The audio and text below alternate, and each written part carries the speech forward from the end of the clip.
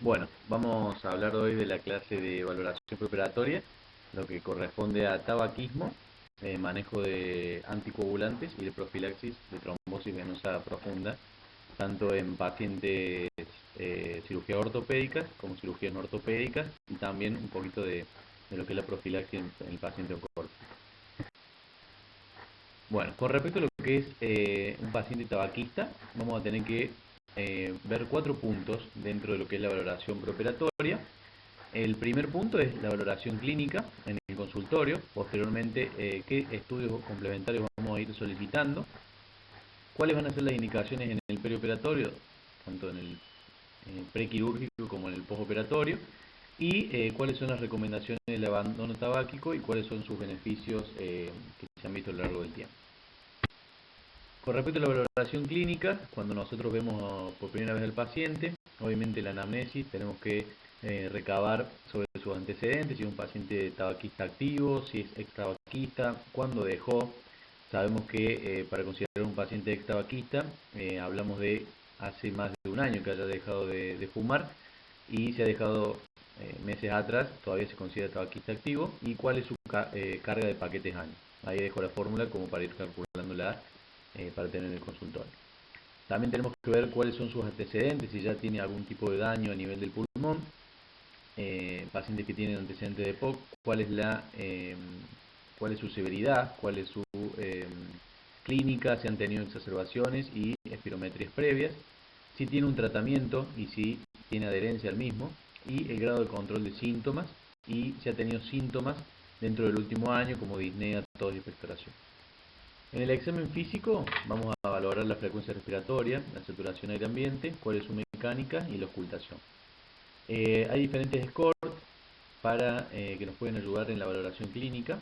El que más usamos es el ARICAT, que está dentro del en la valoración prequirúrgica. Bueno, en nuestro formato lo tenemos ahí como ya estipulado. Bueno, este es el ARICAT Index, que bueno, score fue validado en 2010 a través de un estudio que se realizó en España, donde se evaluaron la presencia de complicaciones pulmonares postoperatorias. Esto se hizo en España, en 59 hospitales con aproximadamente 2.500 pacientes. Se encontró que 123 pacientes, o sea el 5%, habían tenido complicaciones postoperatorias.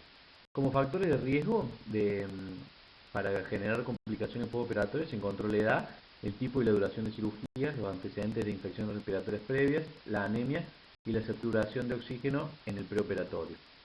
Fue ahí que surgió el índice de evaluación de riesgos respiratorios en pacientes quirúrgicos, que lleva el nombre de ARICA, y que engloba los 7 factores predictores para presentar complicaciones postoperatorias, y con base en un puntaje que otorga un porcentaje de riesgo de riesgo bajo, con menos de 26 puntos, entre 26 y 44 puntos, un riesgo intermedio, y más de 45 puntos, un riesgo alto.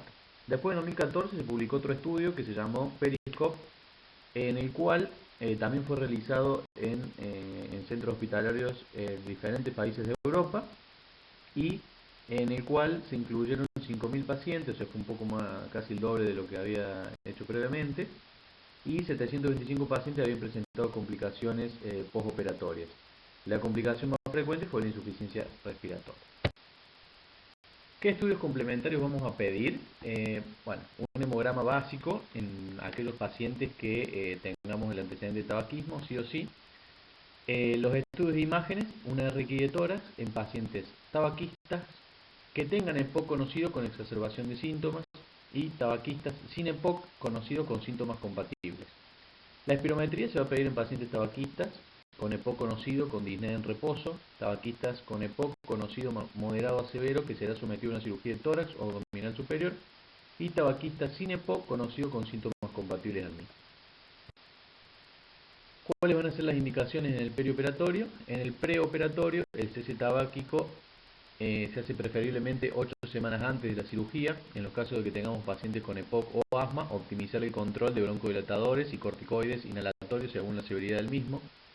En un EPOC o asma exacerbado, se hace primero el tratamiento y se demora la cirugía hasta su resolución, en caso de que pueda ser una cirugía electiva. La infección respiratoria, tratar la infección y retrasar la cirugía hasta su resolución y derivar a terapia respiratoria para la educación e inicio de maniobra. Esto no lo hacemos, yo creo, nunca, pero bueno, está bueno saber. Dentro de la cirugía tenemos que priorizar que sean anestesias neuroaxiales o regionales si es posible. Pacientes de EPOC y con asma, el uso de broncodilatadores y corticoides endovenosos, corticoides inhalatorios y endovenosos 30 minutos previos a la intubación. Evitar los bloqueantes neuromusculares de acción media y larga. Evitar el cateterismo arterial de la arteria pulmonar, cirugía lo más corta posible y cirugía lo menos invasiva. El postoperatorio, que esto también creo que es lo que más nosotros podemos llegar a dejar indicaciones en la valoración, es el uso de medicación respiratoria habitual en el postoperatorio inmediato, inicio precoz de la terapia respiratoria y física, uso de CPAP en aquellos pacientes que lo requieran, manejo del dolor, preferiblemente con anestesia raquídea, que eso se hace poco, y evitar opiáceos parenterales, que también eso lo hacemos. La verdad que usamos mucho morfina en el postoperatorio y evitar AINES en los pacientes asmáticos. Y evitar la sonda nasogástrica de ser posible. Bueno, con respecto a lo que es el cese tabáquico, todos los pacientes tabaquistas que serán operados tienen indicación de cese tabáquico lo antes posible y preferentemente antes de las 8 semanas. ¿Qué se ha visto con el cese tabáquico? Que en el preoperatorio se asocia una mejor cicatrización de heridas y al menos riesgo de complicaciones perioperatorias. ¿Cuál fue la evidencia? Se hizo un estudio prospectivo de 200 pacientes sometidos a una cirugía de derivación coronaria en el que los pacientes que habían dejado de fumar durante 2 meses o menos tenían una tasa de complicaciones pulmonares casi 4 veces mayor que la de los pacientes que habían dejado de fumar durante más de 2 meses. Y aquellos pacientes tabaquistas que serán sometidos a una cirugía torácica, aórtica o abdominal con alto riesgo de complicaciones pulmonares en el postoperatorio tiene indicación de estrategia para reducir el riesgo de complicaciones pulmonares. Bueno, con respecto al manejo de los anticoagulantes, pasamos ahora en el perioperatorio. Acá dejo 4 puntos que hay que tener en cuenta antes de o cuando vemos un paciente en el consultorio prequirúrgico. Primero que nada, estimar el riesgo de sangrado del procedimiento al cual se va a someter. Después estimamos el riesgo de tromboembolismo del paciente y del procedimiento. Determinar el tiempo de suspensión del anticoagulante y determinar si se debe hacer puenteo de terapia anticoagulante. Esto es en caso de que no haya una emergencia. Le podemos ver cuando hay urgencia o emergencia de un paciente que llega en guardia o se opera en los próximos días. Bueno, con respecto a lo que es estimar el riesgo de sangrado, es estimar el riesgo de sangrado del procedimiento, excluyendo lo que sería si el paciente tiene o no algún tipo de enfermedad previa que lo predisponga. Tenemos el grupo de cirugías de bajo riesgo de sangrado, entre el 0 y el 2% de riesgo de sangrado mayor a los 2 días, y los de alto riesgo, entre el 2 al 4% de riesgo de sangrado mayor a los 2 días. Cuando hablamos de sangrado mayor, hablamos de aquellas hemorragias, que es una hemorragia mortal, hemorragias sintomáticas en un área o un órgano crítico, o una hemorragia que causa una caída de hemoglobina de más de 2 puntos de la hemoglobina, o que requiere transfusión de 2 o más unidades de sangre, ¿sí? Para hablar un poquito de cuáles son las cirugías más importantes que tienen alto riesgo, las anestesias neuroaxiales, la reparación del aneurisma de aorta, cirugías de bypass aórtico coronario, reemplazo de válvula cardíaca, biopsias renales, resección transuretral de próstata, reemplazo de cadera o de rodillas bilaterales, laminectomía, cirugías oncológicas de mama, urológicas, neuroquirúrgicas, abdominales o de cabeza y cuello, tratamiento varicial, esfínterotomía biliar y bueno, las otras que se ven ahí en la diapositiva. Si el procedimiento se encuentra asociado a un elevado riesgo de sangrado, vamos a asegurar de mantener el mayor tiempo al paciente sin un efecto anticoagulante para evitar el desarrollo de hemorragias significativas que puedan comprometer la vida del paciente. Existen algunos procedimientos en los cuales sería preferible continuar el tratamiento anticoagulante debido al bajo riesgo de sangrado asociado al procedimiento, permitiendo disminuir el riesgo de enfermedad tromboembólica teniendo siempre en cuenta el criterio médico clínico tratante. ¿Cuáles son estos procedimientos? Los procedimientos dentales, los pacientes tratados con warfarina en un rango terapéutico que serán sometidos a una extracción de una pieza dentaria o otro procedimiento odontológico de bajo riesgo de sangrado. El riesgo de sangrado es del 1%, por lo cual uno debería continuar con la anticoagulación en el perioperatorio. Cosas que se pueden hacer o sugerir son la utilización de agentes hemostáticos tópicos como el ácido tranexámico, realización de buches con el mismo como para que el paciente no tenga sangrados locales. Los procedimientos cutáneos como biopsia cutánea, excisión de un tumor superficial, también tienen un bajo riesgo de sangrado asociado al procedimiento, por lo cual uno debería continuar con el anticoagulante en el perioperatorio y utilizar medidas hemostásicas locales para disminuir el riesgo del mismo. También tenemos las cirugías de cataratas que se tiene que seguir con el tratamiento en el perioperatorio, ¿sí? Las colocaciones de dispositivos cardíacos implantables como marcapasos y cardiodesfibriladores también son de bajo riesgo de sangrado, así que se podría continuar con el anticoagulante. Y los procedimientos endovasculares como la angioplastia, la ablación de catéter o la aterectomía. Bien. Posteriormente debemos estimar el riesgo de tromboembolismo que tenga cada paciente, ¿sí? Acá tenemos este cuadro que resume, que está bueno porque resume en los 3 casos en los cuales nosotros tenemos pacientes anticoagulados, generalmente con algún anticoagulante, ya sea los nuevos o la warfarina, las prótesis valvulares, la fibrilación auricular y la enfermedad tromboembólica. Y tenemos a la izquierda alto riesgo, moderado riesgo y bajo riesgo. En este cuadro podemos relacionar y unir las patologías con el riesgo de enfermedad tromboembólica.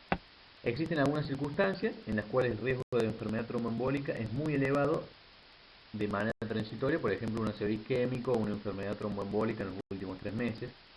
En estas circunstancias, si el procedimiento quirúrgico propuesto es selectivo, se recomienda obviamente retrasarlo hasta que el riesgo de tromboembolismo se reduzca.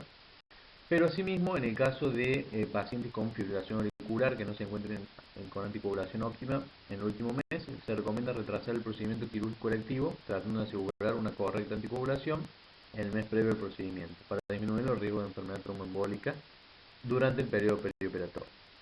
Después tenemos aquellos pacientes que poseen un riesgo muy elevado o elevado de enfermedad tromboembólica en el cual el procedimiento no puede ser postergado.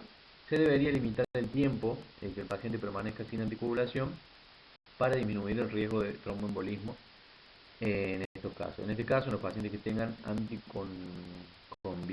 antagonistas de la vitamina K, se debería lograr este tiempo de menor anticoagulación con la terapia de point care, que ya vamos a ver. Después tenemos a aquellos pacientes que poseen un riesgo moderado de enfermedad tromboembólica que podrían suspender el tratamiento anticoagulante sin la necesidad de realizar un tratamiento de puenteo. Hay excepciones como aquellos pacientes que poseen un bajo riesgo de enfermedad tromboembólica y se encuentran bajo tratamiento con fármacos antagonistas de vitamina K, o aquellos pacientes tratados con los directos orales que también deberían ser suspendidos previo al procedimiento quirúrgico. Bueno, en este cuadro tenemos, vamos a hablar primero de lo que son el tiempo de suspensión en las anticoagulantes directos, que son dabigatran, rivaroxaban, apixaban, que son los que más utilizamos nosotros en nuestra práctica diaria. Dejo este cuadro que está bueno porque tiene las dosis y que tiene que tener cada paciente dependiendo la función renal, el clearance renal, y el periodo previo al procedimiento en pacientes catalogados como alto riesgo de sangrado y bajo riesgo de sangrado, con el cuadrito que vimos previamente, ¿sí? Para tomar un ejemplo, por ejemplo, tenemos un paciente con una buena función renal utilizando dabigatran 150 miligramos cada 12 horas, un procedimiento que sea, por ejemplo, de alto riesgo de sangrado, tiene que tomar la última dosis 3 días previos al procedimiento, ¿sí? En caso de que tenga un bajo riesgo de sangrado, debería suspenderlo 2 días antes del procedimiento. Y en el postoperatorio, reiniciar a las 48 o 72 horas posterior al procedimiento, y en el caso de que sea un bajo riesgo de sangrado, 24 horas posteriores al procedimiento. Siempre cuando uno lee esto es valorando al paciente y viendo que la hemostasia esté conservada. Obviamente, si era una cirugía de bajo riesgo de sangrado y sangró y requirió transfusión de sangre, no vamos a iniciar la anticoagulación por más de que tenga buena función renal, esté con los anticoagulantes nuevos y demás. Eso se va a ir valorando. Y así podemos ir viendo varios ejemplos, y acá tenemos este cuadro que nos va a servir mucho para que es bien sintético y práctico. En los pacientes que están anticoagulados con antagonistas de la vitamina K, ya sea warfarina o acinocumarol, que presentan un alto riesgo de tromboembolismo, debemos tratar de buscar una alternativa para que estén el menor tiempo posible sin anticoagulación, ¿sí? Para esto se encuentra la alternativa del puenteo de anticoagulación con drogas de rápida acción como es la enoxaparina o la heparina no fraccionada, que poseen un tiempo de acción mucho más predecible que los antagonistas de la vitamina K, ¿sí? Ya vamos a explicar cómo se realiza. La estrategia por utilizar en los pacientes con moderado riesgo de enfermedad tromboembólica resulta poco claro, debiéndose individualizar en cada caso.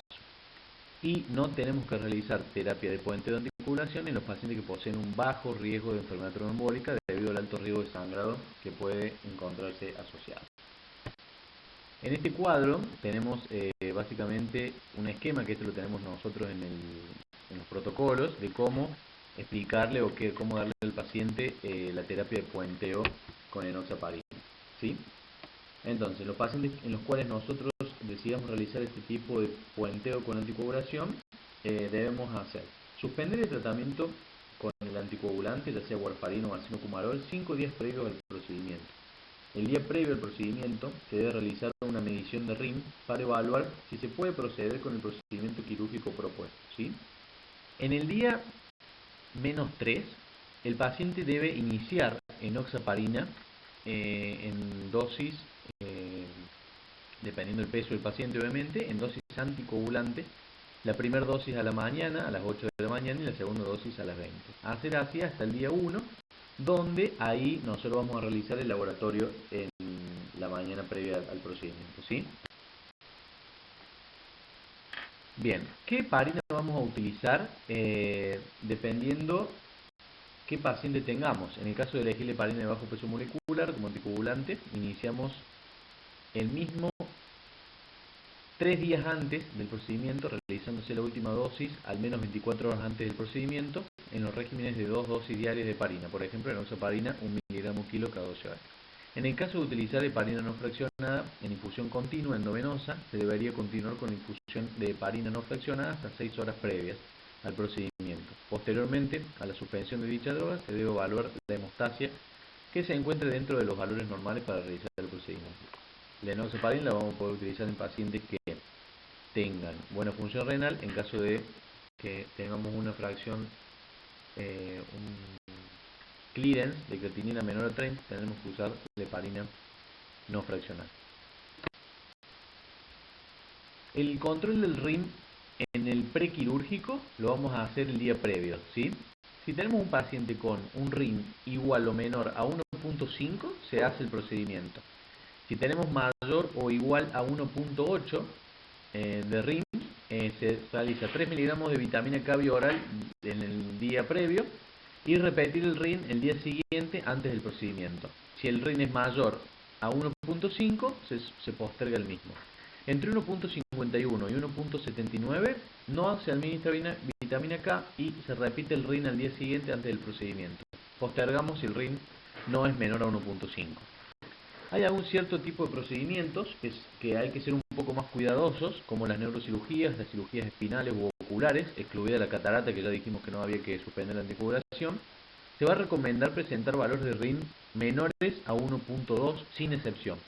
Si el paciente tiene el día previo 1.3, administramos 3 miligramos de vitamina K vía oral ese día y repetimos el RIN el día siguiente. Y suspendemos la cirugía si el RIN no es menor a 1.2. En el caso de que sea entre 1.21 y 1.29, no administramos vitamina K y repetimos el RIN al día siguiente.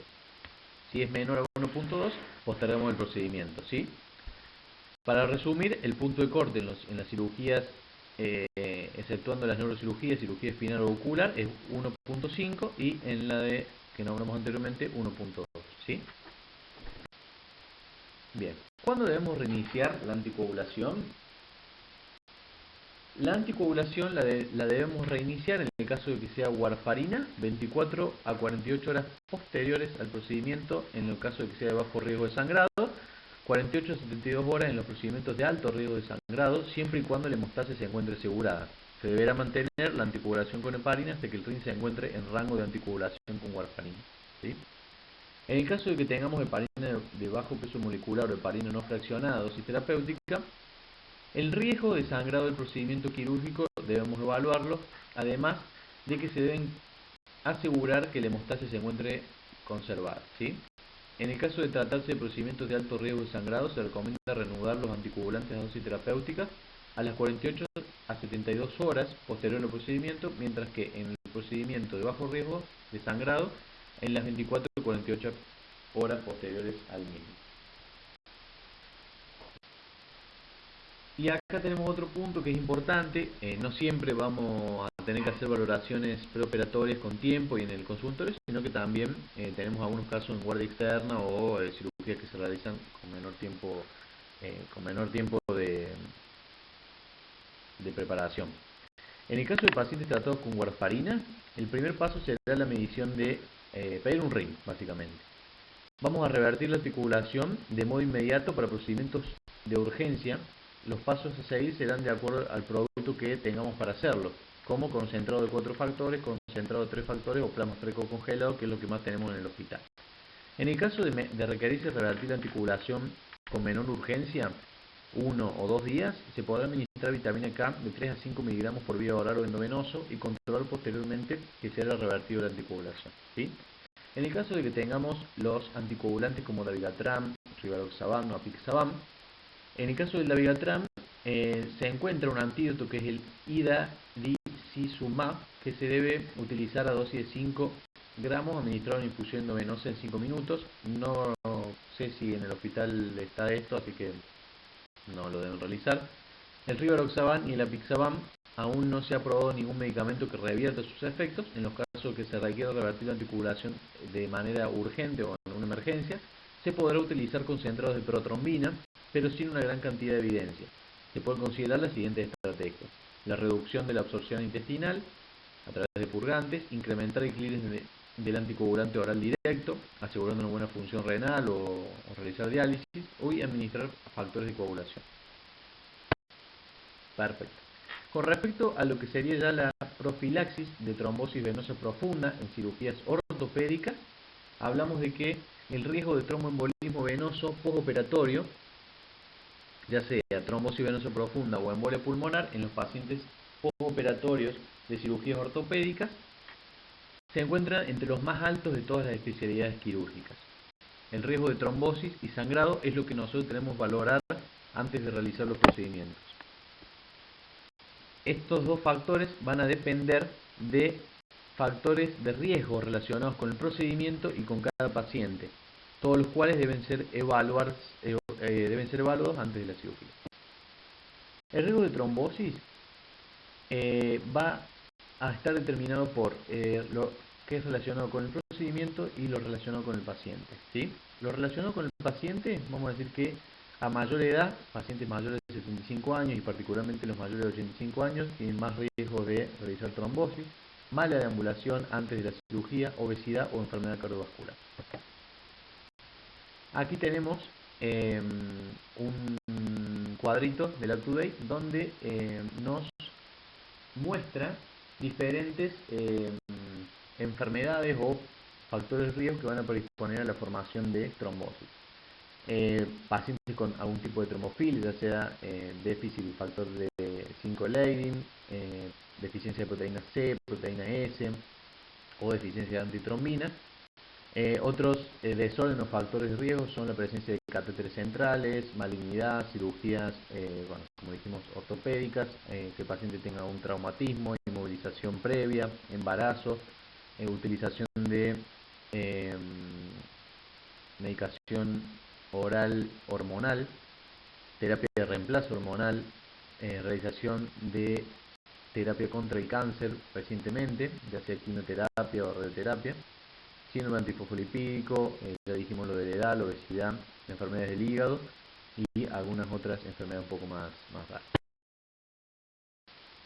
El riesgo de trombosis propio del procedimiento va a estar catalogado en alto y bajo riesgo.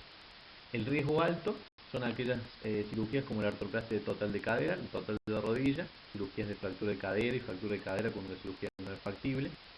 fracturas pélvicas y múltiples fracturas en un trauma severo. Las de riesgo bajo son todas las cirugías por debajo de rodilla, extremidad superior o artroscopía. La American College de cirugía de tórax ha estipulado que un riesgo inicial durante los 35 días después de la cirugía es del 4.3% y el riesgo más alto ocurre en los primeros 7 a 14 días. 1,8% de las trombosis venosas profundas sintomáticas y 1% de la embolia pulmonar. Las tasas caen en los siguientes 15 a 35 días al 1 y el 0,5% para la TP sintomática y la trombosis pulmonar respectivamente. Esto es importante para determinar cuándo va a ser la profilaxis extendida de los pacientes en esta cirugía. Después tenemos que evaluar el riesgo de sangrado, ¿sí? Tanto del paciente como del procedimiento. Los pacientes en los que se justifica la profilaxis farmacológica de trombosis debemos obtener una historia clínica, un examen completo para evaluar el riesgo de hemorragia grave, es decir, lo que ya habíamos nombrado previamente, una hemorragia mortal, una hemorragia sintomática en un área o órgano crítico, y una hemorragia que cause la caída de hemoglobina de 2 puntos o requiera transfusiones de sangre, ¿sí? El mayor riesgo de sangrado se cataloga aquellas que tienen un riesgo de sangrado del 2 o 4%. Son cirugías mayores de hombro, de cadera, de rodilla y algunas cirugías de mano y pie. Las de menor riesgo de sangrado, menor al 2%, procedimientos menores como la artroscopía. Hay pacientes que tienen factores de riesgo individuales de hemorragia que tienen contraindicación para la profilaxis farmacológica, como son una hemorragia activa, una hemorragia intracraneal, diátesis hemorrágica subyacente o trombocitopenia. Recuento de plaquetas menor a 50.000 en los riesgos de hemorragia es potencialmente catastrófico. La epistaxis y el sangrado menstrual no son contraindicaciones para la tromboprofilaxis farmacológica. ¿Cuáles van a ser las indicaciones? La artroplastia total de cadera o rodilla y cirugía de fractura de cadera. El riesgo de hemorragia es bajo y se realiza una profilaxis farmacológica. Vamos a utilizar enoxaparina o anticoagulantes directos como rivaroxabana, apixabana o dabigatran. En el caso de clínex menor a 20 o 30%, vamos a utilizar la heparina no fraccionada. Y en el caso de fractura de cadera no está estudiado mucho todavía los nuevos anticoagulantes, así que se utiliza enoxaparina y heparina no fraccionada. En aquellos pacientes que tengan un riesgo de hemorragia alto, la profilaxis no va a ser farmacológica y los métodos mecánicos van a ser lo que se van a utilizar. La compresión neumática intermitente es lo que tiene evidencia real de beneficio, ¿sí? ¿Cuál va a ser la duración y dosificación de la terapia? En el caso de la duración, en pacientes que realicen reemplazo total de cadera, de rodilla o cirugías por fracturas, tiene que ser de un mínimo de 10 a 14 días y hasta 35 días después de la cirugía. ¿Qué se hace en el hospital? Como ya sabemos, 20 días de enoxaparina en el Ferreira y rivaroxaban o dabigatran en algunos pacientes en el hospital privado, ¿sí? La profilaxis farmacológica se puede suspender cuando los pacientes se vuelven completamente ambulatorios o son dados de alta a su domicilio siempre que ya se haya administrado un ciclo de 10 a 14 días. En nuestra institución, como ya dije, los protocolos hablan de hasta 20 días posteriores al alta.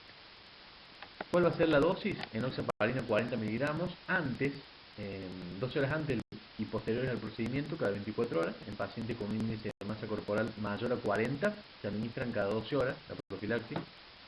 Y la enoxaparina, la heparina no fraccionada, la dosis es 5.000 unidades cada 12 horas. Los pacientes obesos se desconoce la dosis óptima y algunos expertos usan 7.500 unidades cada 12 horas, pero no hay datos que respalden este régimen y en este caso no es necesario el ajuste a la función renal. En el caso de utilizar rivaroxaban, son 10 miligramos cada 24 horas, comenzando 6 a 8 horas posteriores al procedimiento, siempre que haya sido con función lumbar atraumática.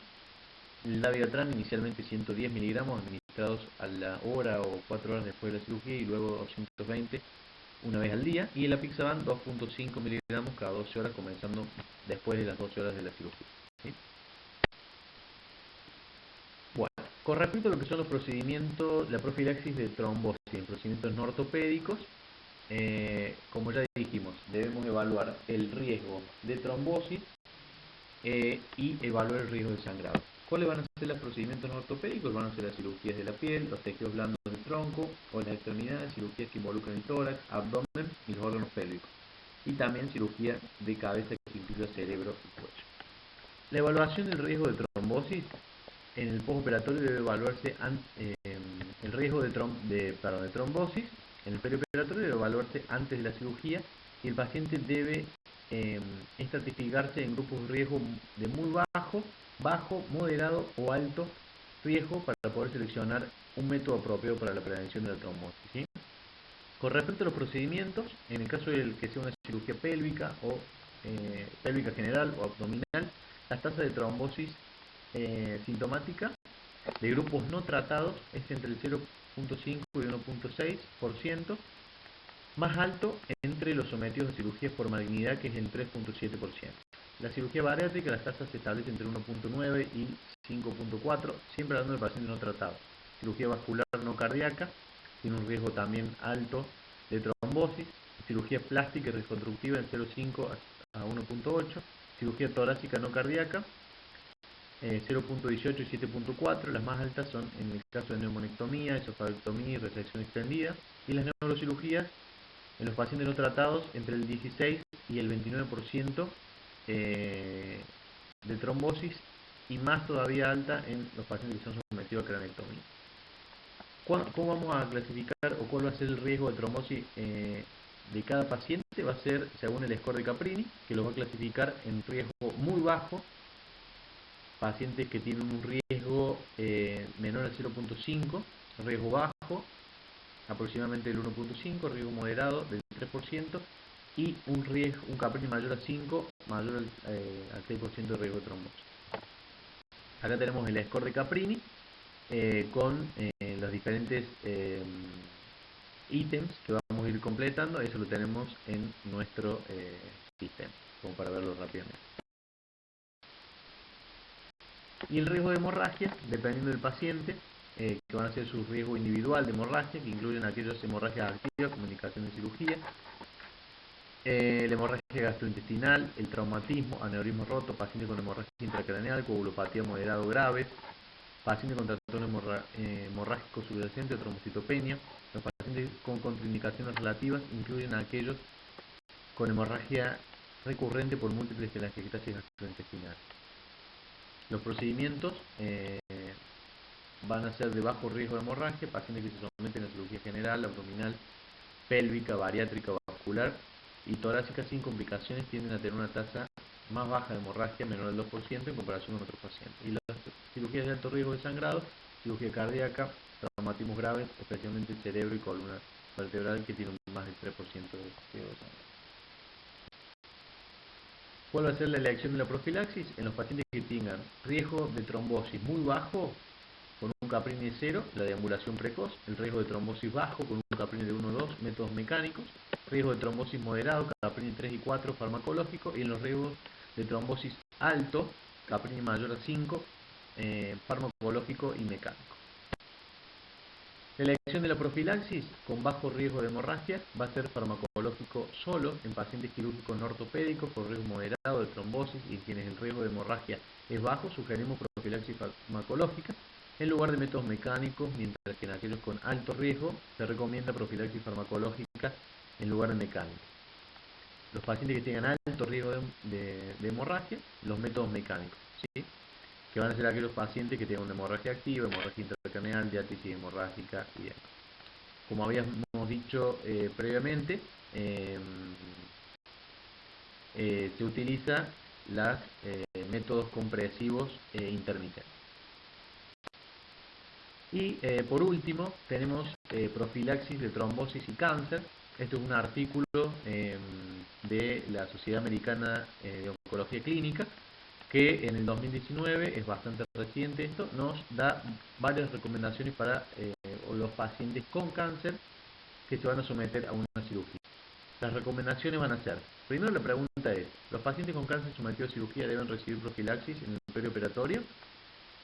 La primera recomendación, de una calidad de evidencia alta y una fuerza de recomendación fuerte a todo paciente con enfermedad maligna que se somete a una intervención quirúrgica mayor, que le debe ofrecer tromboprofilaxis farmacológica con heparina no fraccionada o heparina de bajo peso molecular, a menos que esté contraindicada debido a una hemorragia activa, alto riesgo de hemorragia u otras contraindicaciones. La segunda recomendación es la profilaxis, que debe ser iniciada antes de la cirugía. Esto es algo nuevo, que tenemos que hacerlo, con una recomendación intermedia y una fuerza de recomendación moderada. Se puede agregar métodos mecánicos a la tromboprofilaxis farmacológica, pero no deben usarse como monoterapia para la prevención de la trombosis, a menos que los métodos farmacológicos estén contraindicados debido a hemorragia activa. Calidad de evidencia intermedia y fuerza de recomendación fuerte. Y por último, la tromboprofilaxis farmacológica para pacientes sometidos a cirugía mayor por cáncer debe continuarse durante al menos 7 a 10 días. Se recomienda la profilaxis prolongada con heparina de bajo peso molecular hasta 4 semanas después de la operación para pacientes sometidos a una cirugía mayor abierta o laparoscópica abdominal o pélvica por cáncer que tiene características de alto riesgo, como movilidad restringida, obesidad, antecedentes de trombosis o factores de riesgo adicionales. En entornos quirúrgicos de bajo riesgo, la decisión sobre la duración adecuada de la tromboprofilaxis debe tomarse caso por caso. Esta tiene una evidencia alta y una fuerza de recomendación moderada fuerte. Bueno, muchas gracias, espero que haya sido de utilidad.